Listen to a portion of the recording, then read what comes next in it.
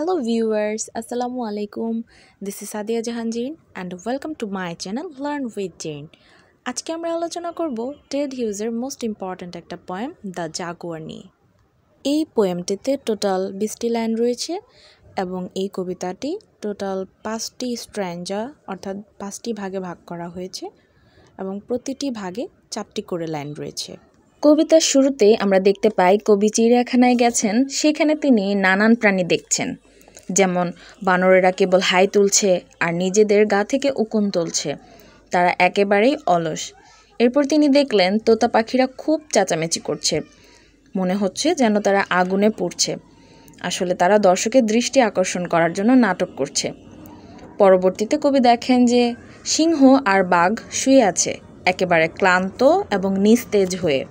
এরপর কবি আরও দেখলেন যে বিশাল বোয়া সাপ কুণ্ডলী পাকিয়ে রয়েছে এবং তাকে দেখে মনে হচ্ছে যে মৃত জীবাশ্মের মতন। এরপর তিনি আরও দেখেন যে খাঁচা খাঁচা ভর্তি প্রাণীগুলো দেখতে প্রায় প্রাণহীন এবং মনে হচ্ছে যে সেখান থেকে শুধু পচা খড়ের গন্ধ পাওয়া যাচ্ছে। কবির মতে সেই প্রাণীগুলোকে দেখে মনে হচ্ছে যে তারা আসল কোনো প্রাণী নয়, কেবল ছবিতে আঁকা কোনো প্রাণী। আর এত সব প্রাণীর দেখতে দেখতে হঠাৎ কবির দৃষ্টি পড়ে জাগুয়ারের খাঁচার দিকে। আর সেই খাঁচার সামনে মানুষ ভিড় করে দাঁড়িয়ে আছে, চোখ মেলে তাকিয়ে আছে। তাদেরকে দেখে মনে হচ্ছে যে তারা কোনো জাদু দেখছে। অন্য দর্শকদের বিপুল আগ্রহ দেখে আমাদের পয়েটও সেই খাঁচার দিকে তাকালো এবং দেখলো যে জাগুয়ারটা অন্য প্রাণীদের মতো নিস্তেজ নয়, বরং সে ছুটে বেড়াচ্ছে তার খাঁচার ভেতরে আর প্রচণ্ড রাগ এবং শক্তি নিয়ে সে ঘুরে বেড়াচ্ছে। জাগুয়ারটাকে দেখে মনে হচ্ছে যেন খাঁচার এই অন্ধকার তাকে কোনোভাবেই থামাতে পারছে না, কারণ তার চোখের দৃষ্টি ছিল তীব্র। মনে হচ্ছিল যেন সে একটু সুযোগ পেলে তার বন্ধিত্ব ভেদ করে সামনে এগিয়ে আসবে।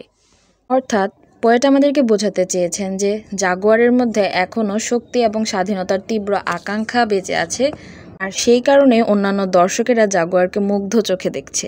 এবার আমরা জেনে নেব আমাদের রাইটার টেড হিউজ সম্পর্কে সংক্ষিপ্ত আকারে। তার full name Edward James Ted huge. জন্মগ্রহণ করেছেন 1930 সালের 17 আগস্ট ইংল্যান্ডের ইয়র্কশায়ারে এবং মৃত্যুবরণ করেছেন 1998 সালের 28 অক্টোবর। এরপর 1956 সালে তিনি আমেরিকান পোয়েট সিলভিয়া প্লাথকে বিয়ে করেন এবং তাদের বৈবাহিক জীবন ছিল অনেক স্টর্মি এবং কমপ্লেক্স অর্থাৎ জটিল ধরনের। আর পরবর্তীতে সিলভিয়া প্লাথ সুইসাইড করেন, যা টেড হিউজের জীবনে একটা বিশাল কন্ট্রোভার্সি অর্থাৎ নানা বিতর্কের সৃষ্টি করে। আর পরবর্তীতে তিনি ক্যারল অর্চার্ডকে বিয়ে করেন। 1984 সালে তিনি poet laureate of the United kingdom হন এবং মৃত্যুর আগ পর্যন্ত তিনি এই পদে বহাল ছিলেন। বলা হয়ে থাকে তিনি ছিলেন বিংশ শতকের ইংরেজি সাহিত্যের অন্যতম প্রধান কণ্ঠস্বর। এবার আমরা কবিতাটির লাইন বাই লাইন এক্সপ্লেনেশনটা জেনে নেব। প্রথমেই আমরা জেনে নেব আমাদের কবিতাটির টাইটেল সম্পর্কে, দ্য জাগুয়ার। এখানে জাগুয়ার বলতে বোঝাচ্ছে এক ধরনের বাঘ বা চিতা, যা হিংস্র জাতীয় জন্তু বা প্রাণী। আর আমাদের কবিতাটি আবর্তিত হয়েছে মূলত এই জাগুয়ার জন্তুটিকে নিয়েই। কবিতাটির ফার্স্ট স্ট্র্যাঞ্জাতে আমরা দেখতে পাচ্ছি the apes yawn and adore their fleas in the sun. এখানে এপস বলতে বানর জাতীয় প্রাণীকে বোঝাচ্ছে এবং কবি চিড়িয়াখানায় ঘুরছেন এবং দেখছেন যে বানরগুলো হাই তুলছে আর তারা রোদে বসে নিজেদের উকুন নিয়ে ব্যস্ত থাকে। আসলে এখানে আমাদের পোয়েট বোঝাতে চেয়েছেন যে বানরেরা যে কর্মকাণ্ডে নিজেদেরকে ব্যস্ত রেখেছে সেগুলো আসলে তাদের অলসতার প্রতীক, তারা অলস সময় পার করছে। এরপর আমরা দ্বিতীয় লাইনে দেখতে পাচ্ছি the parrots shriek as if they were on fire or strut like cheap tarts to attract the stroller with the nut. এখানে বলা হয়েছে যে তোতা পাখিগুলো চিৎকার করছে বা কর্কশ শব্দ করছে। এখানে স্ট্রিক অর্থ কর্কশ শব্দ করা বা চিৎকার করা।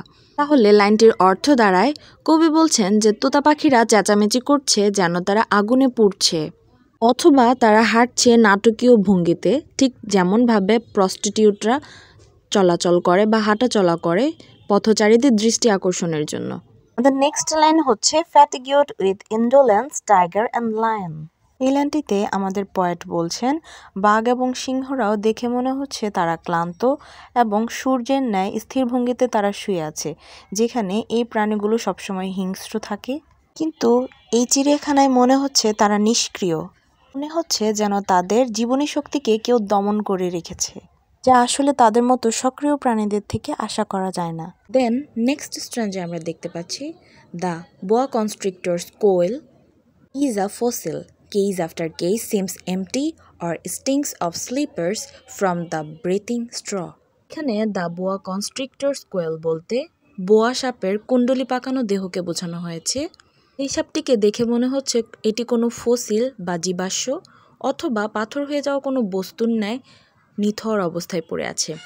এরপর আমাদের পোয়েট বলছেন cage after cage seems empty, অর্থাৎ একের পর এক প্রত্যেকটি খাঁচায় মনে হচ্ছে শূন্য বা খালি, আর মনে হচ্ছে যেন ঘুমন্ত প্রাণীদের গায়ের থেকে ভেসে আসছে পচা খড়ের গন্ধ। এখানে স্টিংস বলতে দুর্গন্ধ আর স্ট্র বলতে খড়কে বোঝানো হয়েছে। এরপর আমাদের পরবর্তী লাইন হচ্ছে it might be painted on a nursery wall, অর্থাৎ কবির সব কিছু দেখে মনে হচ্ছে এটি কোনো শিশুর দেয়ালে আঁকা ছবি। মূলত এই স্ট্র্যাঞ্জাতে পয়েট বোঝাতে চেয়েছেন যে প্রতিটি প্রাণীর যেই নিজস্ব জীবনী শক্তি থাকে, সতেজতা বা উদ্দীপনা থাকে, তা এই চিড়িয়াখানার প্রাণীদের মধ্যে নেই।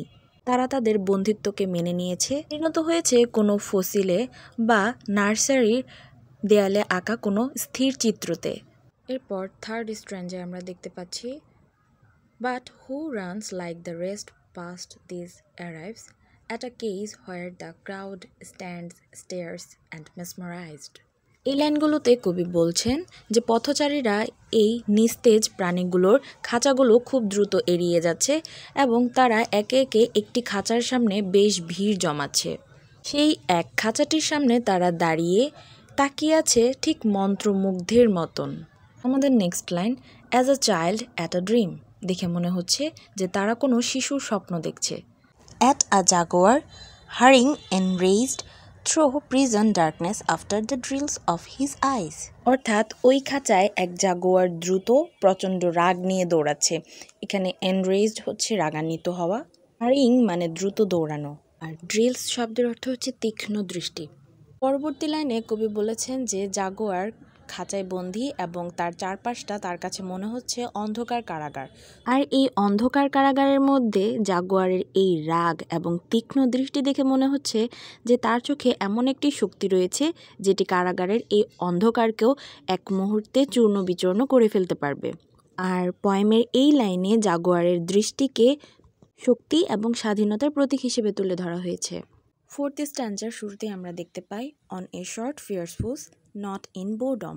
কবি এখানে বোঝাতে চেয়েছেন যে জাগুয়ার কোনোভাবেই বিরক্ত বা ক্লান্ত নয়, বরং সে যেন মনে হচ্ছে একটি ছোট কিন্তু প্রচণ্ড আগুনময় একটি ফিউজ, অর্থাৎ বারুদ ভর্তি কোনো বোমা, যে কোনো মুহূর্তে সে বিস্ফোরণ ঘটাতে পারে। অর্থাৎ কবি এখানে বোঝাতে চেয়েছেন যে জাগুয়ারের ভেতরে প্রবল একটি শক্তি, ক্ষোভ এবং উদ্যম জমে আছে। নেক্সট লাইন আমরা দেখছি the eye satisfied to be blind in fire, অর্থাৎ জাগুয়ারের চোখে এত প্রবল শক্তি এবং আবেগ জ্বলছে যেন মনে হচ্ছে সে আগুনে সে অন্ধ হয়ে গেছে। পরবর্তী লাইনে বলা হয়েছে by the bang of blood in the brain deaf the ear, অর্থাৎ জাগুয়ারের ভেতরের শক্তি এবং উত্তেজনার এমন বিস্ফোরণ হচ্ছে যে সে বাহিরের কোনো শব্দই কানে শুনতে পাচ্ছে না, মনে হচ্ছে সে বধির হয়ে গেছে।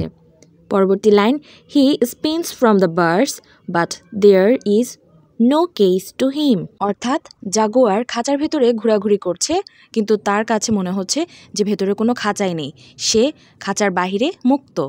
আমাদের লাস্ট স্ট্র্যাঞ্জায় আমরা দেখছি more than to the visionary his cell his stride is wilderness of freedom. প্রথম লাইনে কবি বলেছেন যে যেভাবে কোনো ভাবুক মানুষ নিজের কক্ষে থেকেও মুক্তভাবে চিন্তার জগতে ভেসে বেড়ায়, ঠিক তেমনিভাবে জাগুয়ার সেই ভাবুক ব্যক্তিটির চেয়েও বেশি স্বাধীনচেতা। কারণ পয়েটের মনে হচ্ছে জাগুয়ারের হাঁটার ভঙ্গি শুধুমাত্র তার শারীরিক ভঙ্গিমা নয়, বরং তার স্বাধীনতার প্রতীক হয়ে উঠেছে। Next line the world rolls under the long thrust of his heel. এখানে বলা হচ্ছে যখন জাগুয়ার খাঁচার ভিতরে পা ফেলছে মনে হচ্ছে পুরো পৃথিবী তার পায়ের নিচে গড়িয়ে যাচ্ছে। Then the last line is over the cage floor the horizons come. এখানে হরিজন বলতে দিগন্ত বা সাধারণত মুক্ত আকাশকে বুঝিয়েছে, আর কবি বোঝাতে চেয়েছেন যে যখনই জাগুয়ার খাঁচার ভেতরে পা ফেলছে তখন মনে হচ্ছে যেন মেঝের উপর দিগন্ত এসে মিশেছে, মানে জাগুয়ারের ভেতরের যে স্বাধীনতার প্রবল ইচ্ছা বা শক্তি সেটি খাঁচার ভেতরে থেকেও বিশাল পৃথিবীকে টেনে নিয়ে আসছে। অর্থাৎ এই স্ট্র্যাঞ্জাটার একটু সাম আপ করে বলছি। এই স্ট্র্যাঞ্জাটায় টেড হিউজ বলতে চেয়েছেন যে খাঁচা জাগুয়ারকে আটকাতে পারে না, তার প্রত্যেকটি পদক্ষেপগুলো তার স্বাধীনতা এবং তার ওয়াইল্ডারনেসের প্রতীক। আর তার শক্তি এতই প্রবল যে পৃথিবী যেন তার পায়ের নিচে ঘুরছে, খাঁচার ভেতরে থেকেও সে যেন দিগন্তকে ডেকে আনছে, অর্থাৎ তার আত্মাটা চিরস্বাধীন। কবিতাটির শেষ প্রান্তে এসে আমরা বলতে পারি যে কবি আমাদের এখানে বোঝাতে চেয়েছেন যে সত্যিকারের স্বাধীনতা আসে মানুষের মন এবং চেতনা থেকে, বাহিরের শিকল দিয়ে তাকে থামানো সম্ভব নয়। আশা করছি আপনারা কবিতাটা বুঝতে পেরেছেন। If you like this video, don't forget to subscribe my channel, like, share and comment. See you in the next video. Allah Hafiz.